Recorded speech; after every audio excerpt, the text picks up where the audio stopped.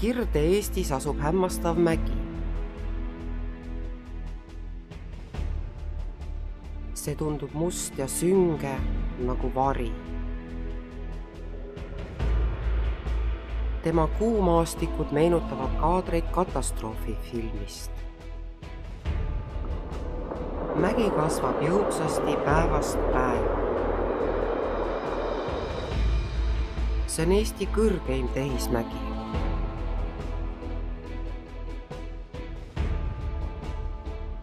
Selle kõrgus on 167 meetrit. See on tohutu põlevkivitööstuse jäätmete prügila. Need jäätmed võivad olla väga erinevat värvi ja tooni. Siia on ladustatud miljoneid tonne põlevkivi poolkoksi. Loomulikult tekitati looduskeskkonnale üüratu kahju. Mäe jalamil voolavad mürkpunased jõed. Mägi eritab pidevalt teravat keemilist lõhna, mida on tunda veel paljude kilomeetrite kaugusel. Mäe taga asuvad keemiatööstuse settebasseinid. Selle vee värv ei kutsu ujuma ei inimesi ega loomi. See mägi on Kohtla-Järve linna tuntuim sümbol. Kohtla-Järvet kutsutakse õigustatult Eesti keemia pealinnaks. Aga kas lood on nii halvad, kui nad paistavad? Jah, kõiki neid eepilisi pilte vaadates on peaaegu võimatu ette kujutada, et siin mäe kõrval hingitseb mingi elu. Tegelikult see nii ei ole. Sünguse ja lootusetuse all peitub siin metsiku looduse imeline maailm. Ja nüüd laskume pilvedest alla ning suundume uskumatule reisile koos kohalike asukatega. Mäe jalamil asuvast metsast avaneb maaliline vaade kõigele, mis veel hetk tagasi tundus koletisena. Mägi ise on tegelikult kaitsebarjääriks linna ja metsiku looduse vahel. Kohalikud metsad on eriti tuntud põtrade populatsiooni poolest. Neid võib siin aastaringselt kohata. Sügisel ilmuvad isased põdrad oma uhkete sarvedega kogu hiilguses.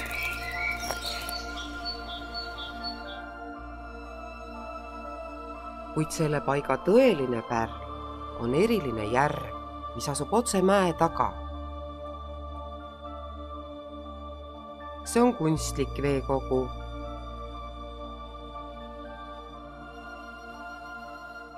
See koht oli elamiskõlbmatu, kuni settebassein hüljati.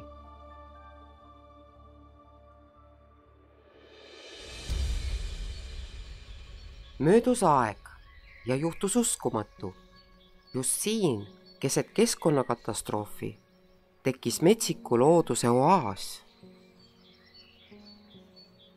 Saabub õhtu ja järvel hakkavad kogunema sookured.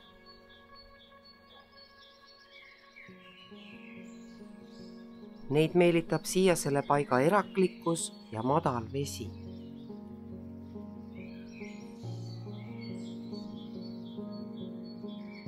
Matkarajad siia ei vii ja seetõttu on metsloomadel ja lindudel siin hea ja rahulik olla. Lisaks sookurgedele on sellel järvel oma kodu leidnud ka paljud teised, sealhulgas haruldased linnuliigid. Suvel elavad siin paljud kurvitsaliste esindajad, näiteks mudatilderid, soorüdid ja muud tilderid.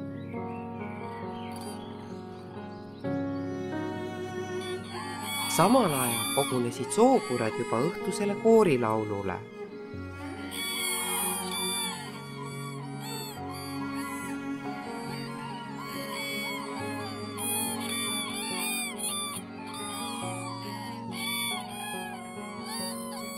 Need kaadrid on filmitud rajakaameraga mis tähendab, et meil on ainulaadne võimalus nautida sadade kurgede laulmist neid häirimata.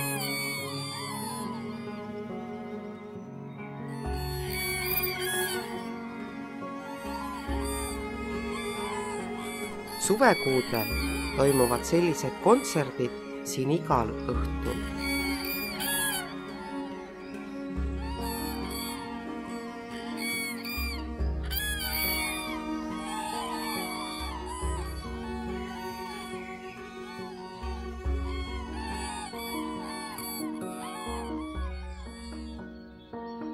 See väike paradiis on linnale nii lähedal ja samas nii kaugel.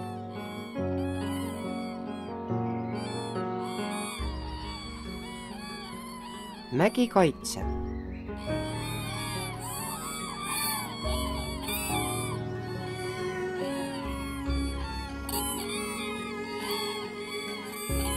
Peaaegu mitte kellegile tundmatust järvest on saanud ainulaadne uue elu tekkenurk, mitte ainult Ida-Virumaa, vaid kogu Eesti mastaabis.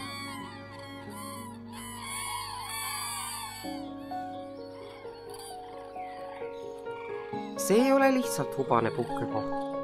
Paljud linnud valivad pesitsemiseks just selle järve.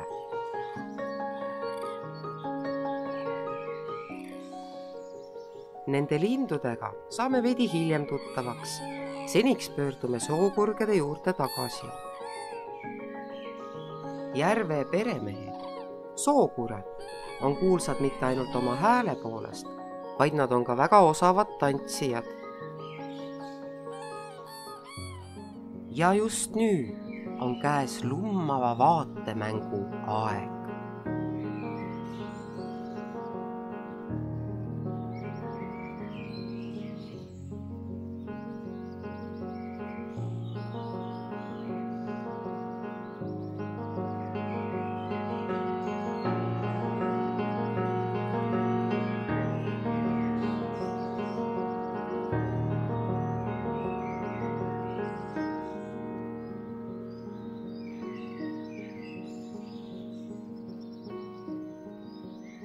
Tantsu nautinud, jätkame oma teekonda.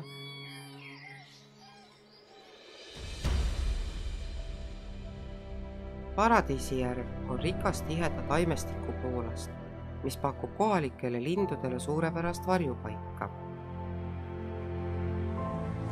Näiteks võib siin kohata Eesti jaoks haruldasi tutkaid.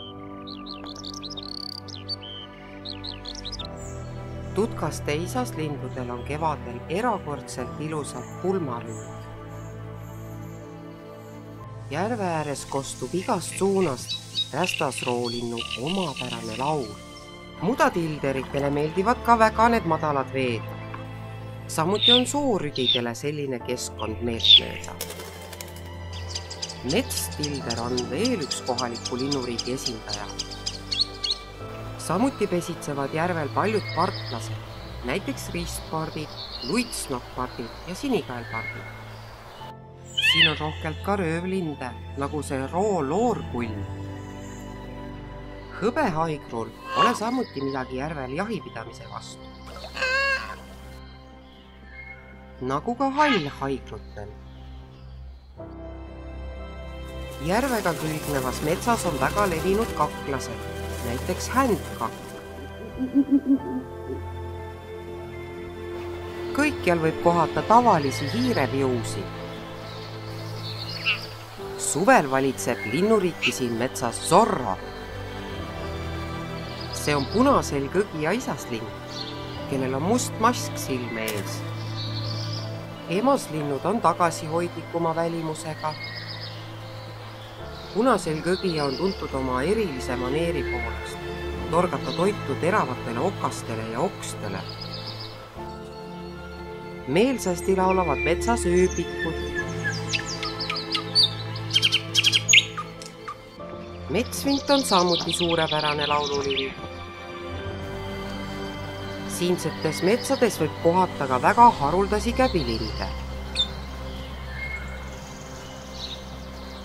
Kõikjal metsas on kuulda meigase urina.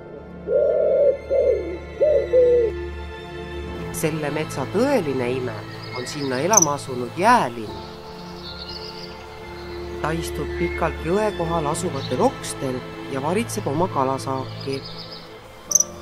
Jäälindu nimetatakse veel kalapüügi kuningaks.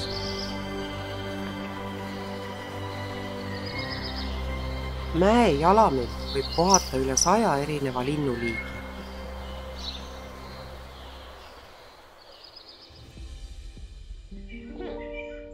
Siinsete metsade tõelised valitsejad on kahtlemata põdrad.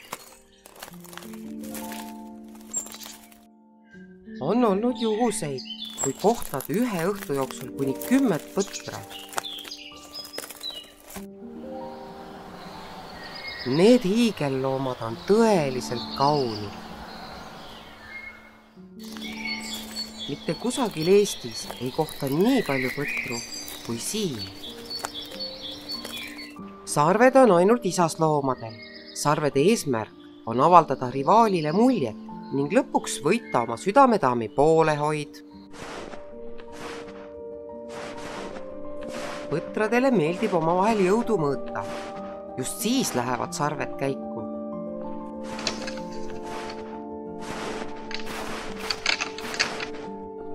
Üldjuhul loomade tervis sellises heitluses kahjustada ei saa.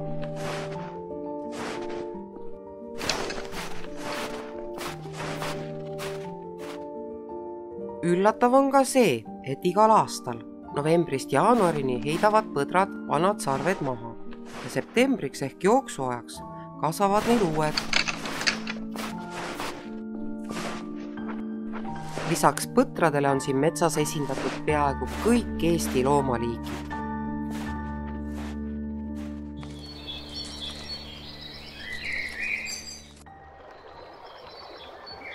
Kevadel ärkavad oma koobastes karud.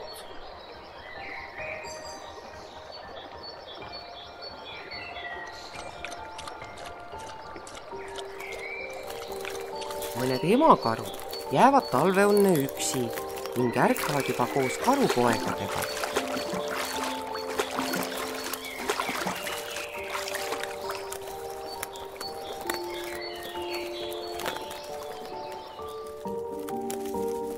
Karu on siin metsas üsna tavaline külaline. Lisaks elavad mäe jalamil asuvas metsas paljud väiksemad loomad, näiteks nugis. Just praegu märgistas ta oma territooriumi. Siin-seal ehitavad oma tammisid koprad. Mõistagi on siin metsas ka roomajaid. Siin võib isegi kohata Eestis haruldast vasskussi. Looduskaitse all olev Ilves peab samuti neid metsi oma valdusteks. See salapärane kaslane leiab siin endale toitu vaevata.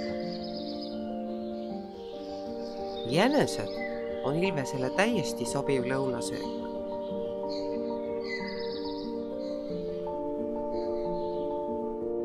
Metssead on tüüpilised kohaliku loomastiku esindajad. Neil valitseb matriarhaat, mis tähendab, et siin on kõige tähtsamad just emased ise. Aga meie rännak hakkab lõppema. Ning lõpetuseks tutvume kährikkoertega, kes nagu mägradki eelistavad öist eluviisi. Filmi loomise ajendiks olid aastatepikkused mäe jalamil asuva metsa ja Kurejärve rikkaima loomastiku vaatlused. Aga samuti loomadele ja lindudele seatud rasked väljakutsed.